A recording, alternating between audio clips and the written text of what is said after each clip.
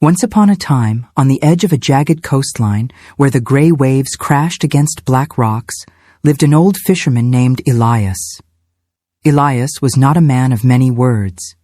His face was a map of wrinkles, etched by the wind and the sun, and his hands were rough like sandpaper from years of pulling heavy nets.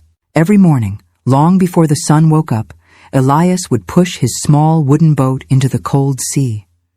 His life was hard. His back ached, his fingers were often stiff from the cold water, and some days he caught nothing at all. One particularly stormy Tuesday, Elias sat in his boat, shivering. He looked at his empty nets and sighed, "Oh, how tired I am. Just once, I wish life wasn't such a battle. I wish everything would just be easy." Suddenly, the line in his hand jerked violently. The old boat rocked. Elias pulled with all his remaining strength. He braced his feet against the wood and heaved. Up from the dark water came a fish unlike any he had ever seen. It wasn't a cod or a tuna. It was a golden carp, glowing with a light that seemed to come from inside it. Its scales looked like polished coins. As Elias reached out to unhook it, the fish opened its mouth and spoke in a voice that sounded like calm water bubbles.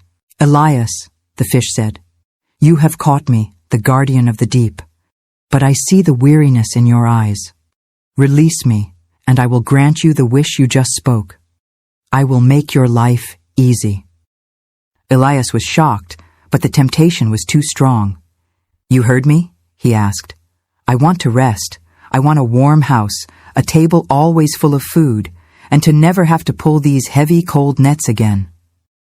"It is done," said the fish. "Go home, Elias." Elias threw the fish back. In a flash of golden light, the storm vanished. The sea became calm. Elias rowed back to shore, but his small, drafty shack was gone. In its place stood a beautiful stone cottage with a sturdy roof and a large chimney puffing out warm smoke. Inside, there was a roaring fire. The table was set with roasted chicken, fresh bread, and sweet wine. The bed was made of soft down feathers. Elias sat in a velvet chair. He didn't have to mend nets. He didn't have to clean the boat. He smiled. "Finally," he whispered. "Paradise." Days turned into weeks. Weeks turned into months. Elias slept until noon every day. He ate until he was full. He sat by the fire and watched the flames. He had everything he had ever asked for.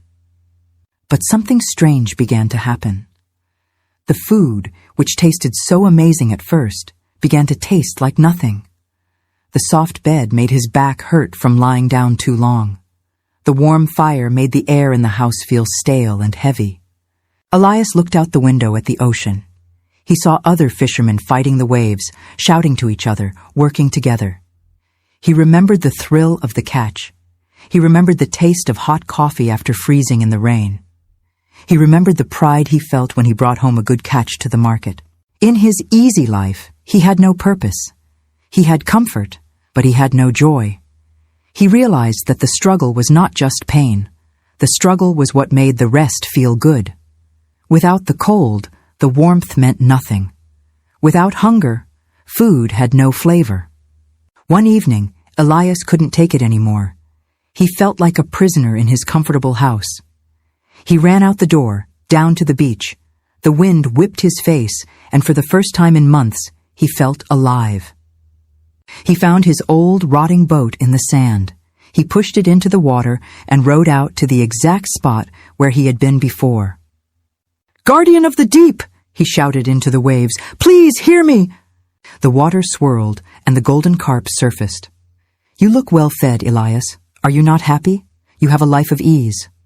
"I am miserable," Elias admitted, tears mixing with the salt spray. "I thought I wanted a life without struggle, but a life without effort is a life without meaning. I don't want the stone house. I want my nets. I want my aching back. I want my life back." The fish looked at him with a wise, unblinking eye. "You have learned the lesson few ever do, Elias. Happiness is not the absence of work.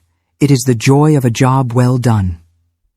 With a splash of its tail, the fish disappeared. When Elias returned to shore, the stone cottage was gone. His drafty shack was back.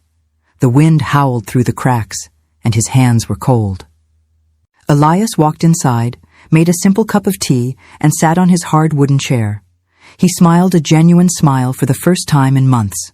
He was tired, he was poor, but he was free. Do not wish for a life without obstacles. It is the climb that makes the view from the top so beautiful.